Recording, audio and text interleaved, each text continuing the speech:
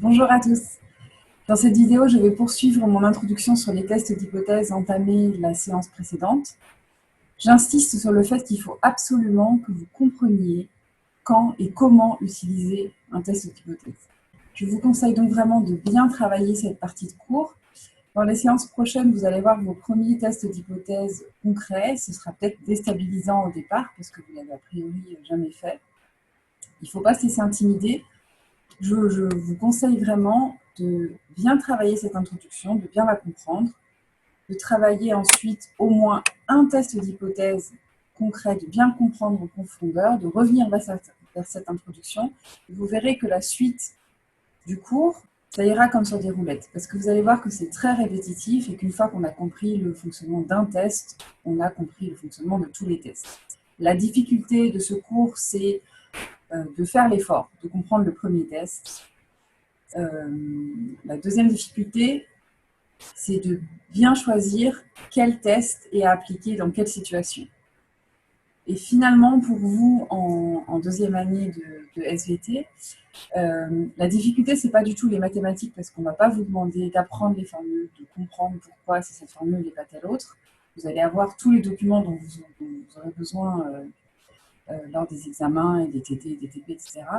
Ce qu'on attend de vous, c'est que vous soyez capable de comprendre face à une problématique biologique quel est le test le plus adapté.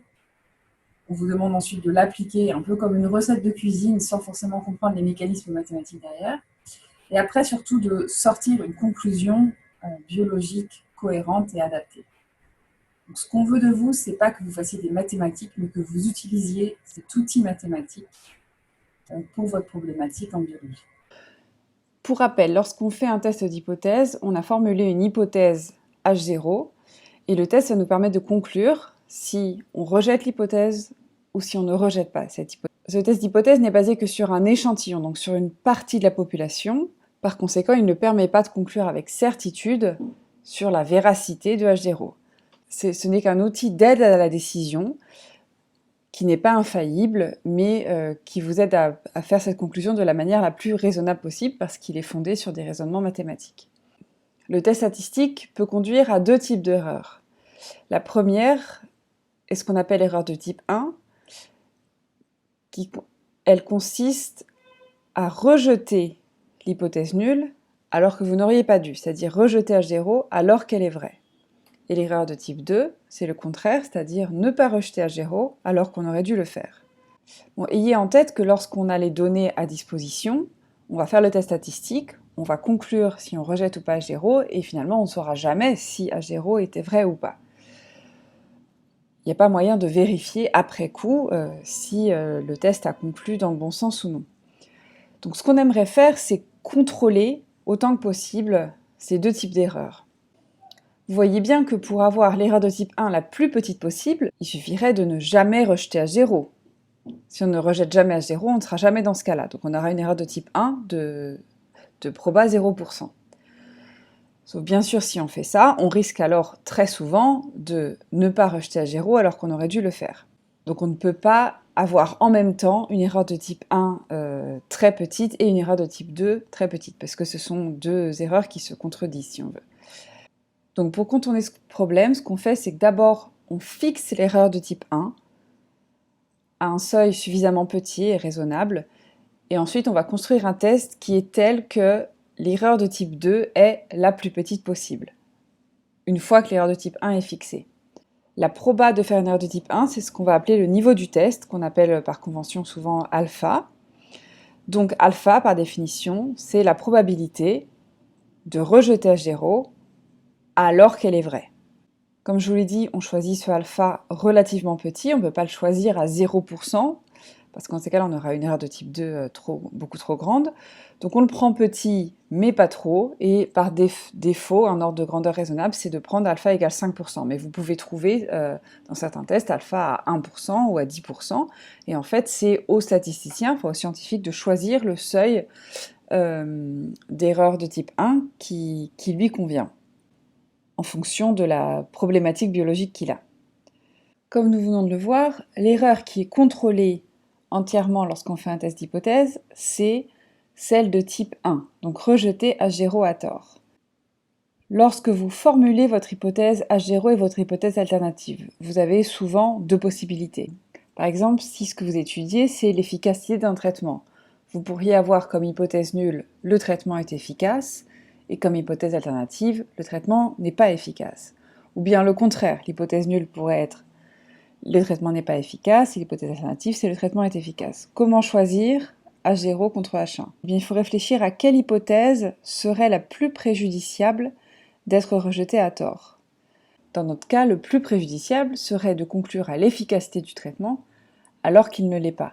Donc ce qu'on ne voudrait surtout pas faire, c'est rejeter l'hypothèse le traitement n'est pas efficace alors que cette hypothèse était vraie. Donc H0 dans notre cas serait le traitement n'est pas efficace, ou autrement formulé, il n'y a pas d'effet du traitement.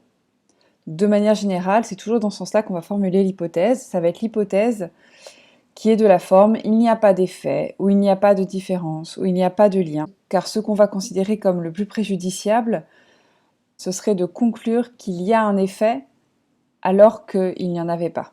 C'est pourquoi dans l'exemple de la séance précédente, l'hypothèse nulle était choisie dans ce sens-là, c'est-à-dire les moyennes sont égales. Donc autrement dit, il n'y a pas de différence entre les moyennes. La conclusion du test statistique portera uniquement sur H0. On va rejeter ou non l'hypothèse H0. Il est cependant important d'énoncer correctement l'hypothèse alternative choisie, car le test et la conclusion du test en dépendra. Si nous n'avons aucune information particulière, aucune hypothèse privilégiée, on fera ce qu'on appelle un test bilatéral. Bilatéral, ça veut dire les deux côtés. Ça veut dire que l'alternative à l'hypothèse nulle est que l'hypothèse nulle est fausse des deux côtés, si on veut. Dans l'exemple précédent, l'hypothèse alternative bilatérale à MA égale MB serait MA différent de MB. Ne privilégie pas particulièrement le sens MA plus petit que MB ou le sens MA plus grand que MB. En revanche, si on dispose de connaissances plus détaillées ou si on privilégie une hypothèse alternative, alors H1 sera de la forme il y a une liaison positive entre les caractères qu'on garde ou alors il y a une différence positive. On va faire ce qu'on appelle un test unilatéral, ça veut dire qu'on privilégie un côté. Dans l'exemple précédent, si ce qu'on soupçonnait c'était que les sols argileux ont meilleur rendement que le sol sableux, du coup on privilégie l'hypothèse que MA est plus grand que MB. Et donc notre test va consister à faire la même hypothèse nulle qu'auparavant, c'est-à-dire MA égale MB, mais l'alternative sera non pas MA différent de MB, mais MA plus grand que MB. On privilégie un côté. Bien sûr, on pourrait de la même façon privilégier l'hypothèse contraire MA plus petit que MB. Considérons un premier exemple assez simpliste. Imaginons qu'on souhaite déterminer si le niveau de l'Académie de Créteil est meilleur que celui de Versailles. Ce qu'on compare donc, ce sont deux populations qui sont potentiellement très grandes et on peut même les qualifier de virtuelles puisqu'il y a des étudiants qui ne sont pas encore étudiants dans les académies qu'on considère. Puisque ce qui nous intéresse, c'est le niveau d'un étudiant choisi au hasard dans chacune des académies, ce qu'on considère en fait, ce sont deux variables aléatoires correspondant au niveau d'un étudiant de l'Académie de Créteil et de Versailles. C'est aléatoire parce qu'on ne peut pas prédire avec certitude le niveau d'un étudiant qu'on va prendre au hasard. Comme je l'ai dit, les populations qu'on considère sont très grandes, voire même pas encore existantes, donc on ne peut pas calculer exactement le niveau dans chacune de ces académies. Ce qui est dit ici, c'est qu'on recueille un échantillon pour chacune des académies de 100 notes d'étudiants, ce qui va nous donner deux moyennes d'échantillons. Supposons que la moyenne des 100 notes à Créteil donne quelque chose de plus grand que celle à Versailles. Peut-on en conclure que le niveau à Créteil est meilleur que le niveau à Versailles? Voyez que ce qu'on a à disposition, ce sont des moyennes d'échantillons, et nous, ce qu'on aimerait savoir vraiment, c'est les moyennes des populations, qui, elles, sont inconnues, et qui ne seront jamais connues. Alors attention, c'est pas parce que la moyenne d'échantillons sur Créteil est plus grande qu'à Versailles qu'on peut affirmer immédiatement que cela implique la même inégalité pour les populations. En effet, il pourrait très bien arriver que le niveau moyen dans chacune des académies est le même, disons par exemple 13, mais que du fait d'avoir pris un échantillon au hasard de 100 étudiants, on se retrouve dans un cas avec 13,3 et dans l'autre avec 13,1. Ça pourrait très bien arriver. Donc on aurait bien XC bar plus grand que XV bar, et c'est pas pour autant que MC est plus grand que MV. Bon alors il y a certains cas, si on a un écart flagrant comme ça avec 17 comparé à 10, on aurait envie de dire, bon, ça peut pas être juste le fruit du hasard du choix de l'échantillon, c'est certainement parce que le niveau à Créteil est meilleur que le niveau à Versailles.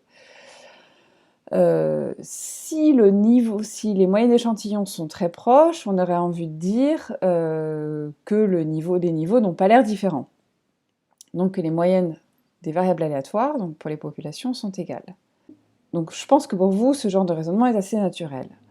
Le problème intervient quand on a un écart un peu entre deux. Par exemple, si on a 14,5 et 14, est-ce que c'est suffisant pour dire que le niveau à Créteil est meilleur que celui à Versailles? Et plus particulièrement, en fait, à partir de quel écart entre x bar et xv bar, on peut raisonnablement conclure que MC est plus grand que MV.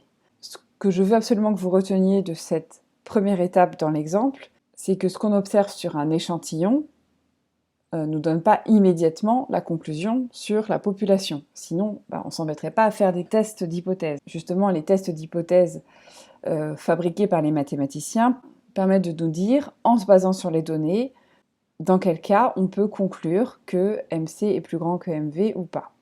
Je poursuis ici, donc là c'est la question fondamentale, à partir de quand est-ce qu'on peut conclure que MC est plus grand que MV? Ici, la question qu'on se pose, c'est pas est-ce que les niveaux sont égaux ou non, mais c'est est-ce que Créteil est meilleur que Versailles ou pas. Donc on hésite entre ces deux hypothèses.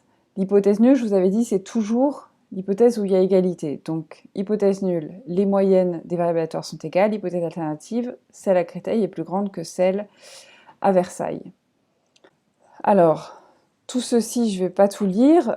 L'idée, c'est juste que vous preniez conscience que on ne peut pas simplement regarder l'écart pur entre les moyennes d'échantillons, parce qu'il faut tenir compte de la dispersion des échantillons et puis de l'ordre de grandeur de ce qu'on regarde.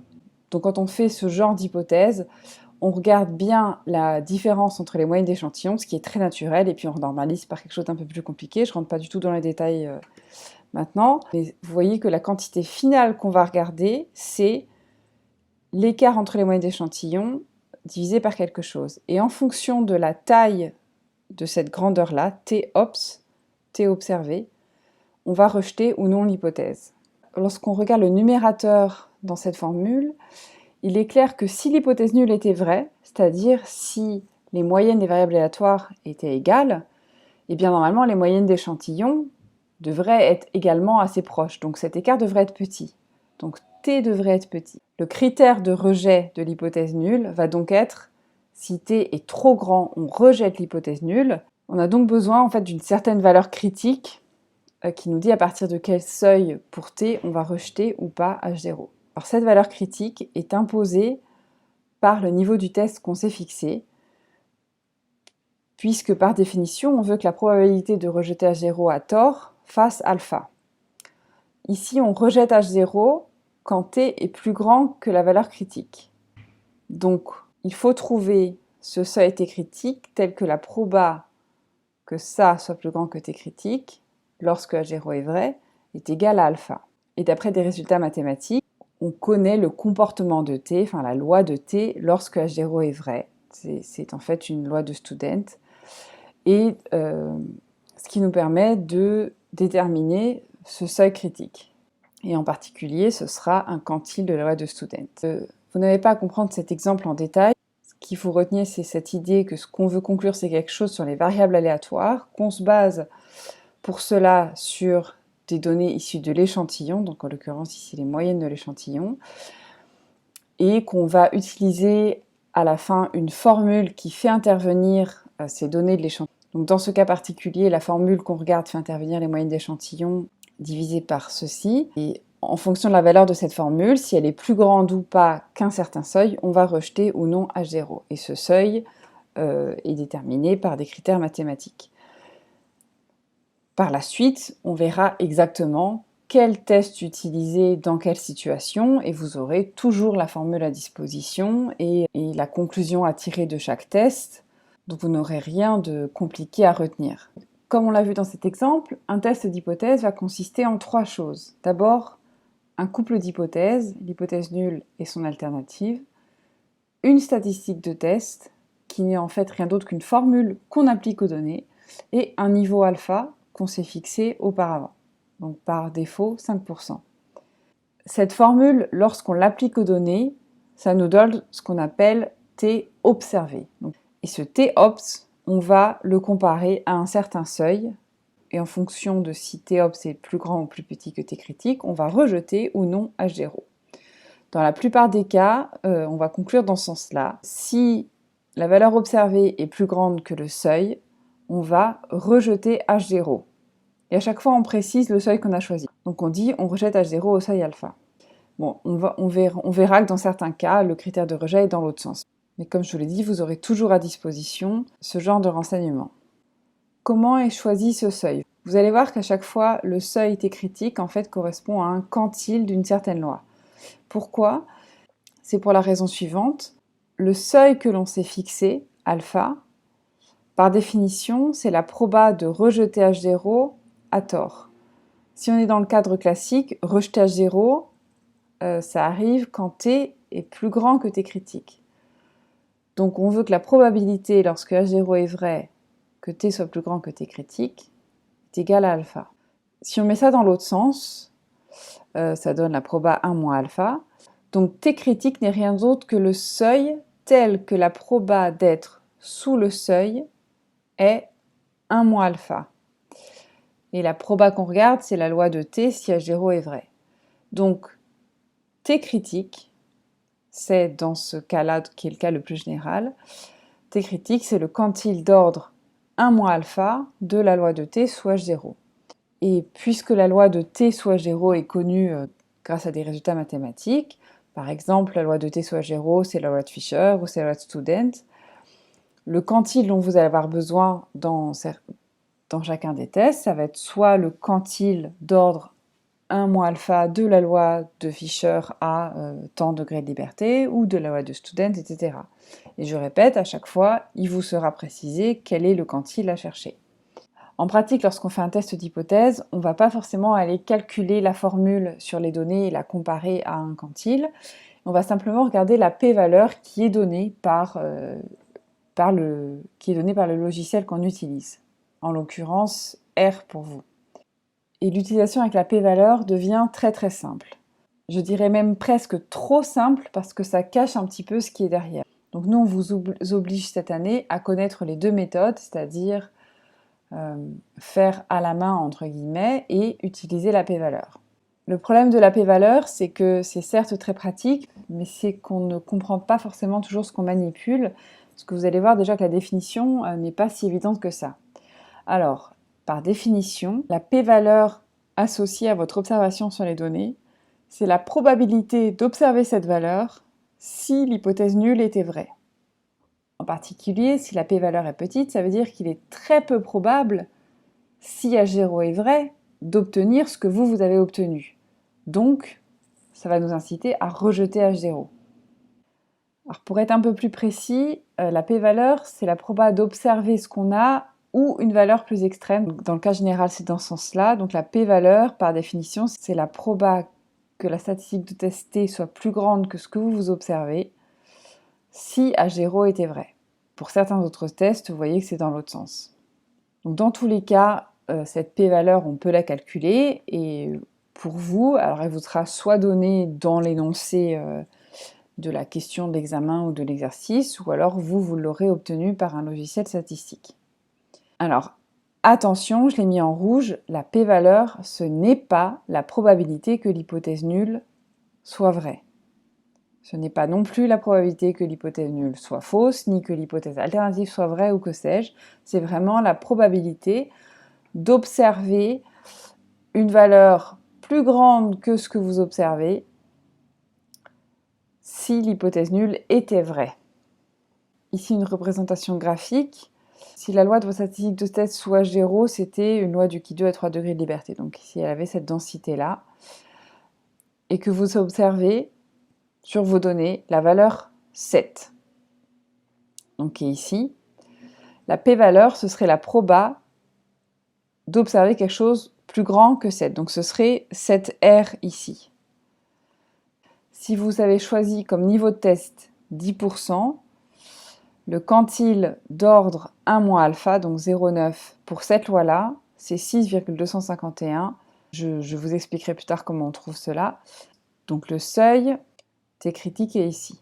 Et vous voyez que le résultat T ops plus grand que T critique est équivalent au résultat que la p-valeur soit plus petite que alpha. Et c'est effectivement la règle que l'on applique. Et celle-ci, elle est très pratique parce qu'elle est vraie tout le temps, quel que soit le test. Il n'y a pas des histoires de sens qui peuvent changer éventuellement. C'est toujours dans ce sens-là. On rejette H0 au seuil à alpha si la p-valeur que l'on a sur notre test est plus petite que le seuil qu'on s'est fixé. Et on ne rejette pas H0 au seuil alpha si la p-valeur est plus grande. Donc ceci, il faut absolument que vous l'appreniez par cœur. Vous avez peut-être remarqué que je formule toujours les choses de cette façon. Je dis soit on rejette H0, soit on ne rejette pas H0. Je n'emploie jamais la terminologie on accepte H0. C'est pas anodin, alors c'est pas grave si vous faites cette erreur, mais essayez de vous en tenir au vocabulaire le plus approprié. C'est pour être le plus rigoureux possible. On peut faire l'analogie avec le jugement d'un tribunal qui ne va finalement jamais déclarer qu'un prévenu est innocent. Le jugement du tribunal, ça va être soit le prévenu est coupable, soit il est non coupable. Sous-entendu, on n'a pas assez de preuves pour affirmer qu'il est coupable, mais on n'a pas montré qu'il était innocent. Vous voyez la différence? Donc ici, c'est pareil. C'est soit on a assez d'arguments pour rejeter H0, soit on n'en a pas, donc on ne rejette pas H0. C'est pas pour autant qu'on va affirmer on accepte H0 parce que c'est pas la démarche que l'on a fait. Pour terminer cette section du cours, voici l'utilisation pratique en résumé d'un test d'hypothèse. Donc lorsque vous avez un problème biologique et que vous avez choisi le test le plus adapté, vous formulez une hypothèse nulle, une hypothèse alternative, le test va vous indiquer quelle statistique de test utiliser et vous allez fixer un niveau alpha. La première méthode, qui est la plus fastidieuse mais grâce à laquelle on voit ce qui se passe, consiste à appliquer la statistique de test sur vos données, ce qui vous donne un T-ops. Vous comparez cette valeur observée avec le seuil T critique, qui est déterminé grâce à des tables statistiques, puisque c'est un quantile. Et en général, alors attention, il y a quelques tests pour lesquels c'est dans l'autre sens, en général, vous rejetez H0 au seuil alpha si la valeur observée est plus grande que le seuil, et dans le cas contraire, vous ne rejetez pas H0 au seuil alpha.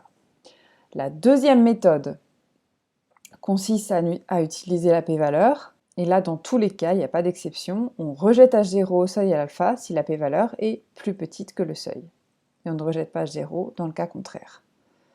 Ces deux méthodes vous donnent toujours le même résultat. Elles consistent en fait à faire exactement la même chose. Donc il n'y a aucune nécessité de faire les deux, sauf si on vous le demande en examen.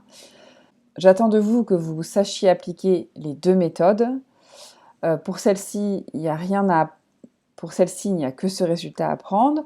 Pour celle-là, il faut savoir appliquer la formule et aller chercher le quantile.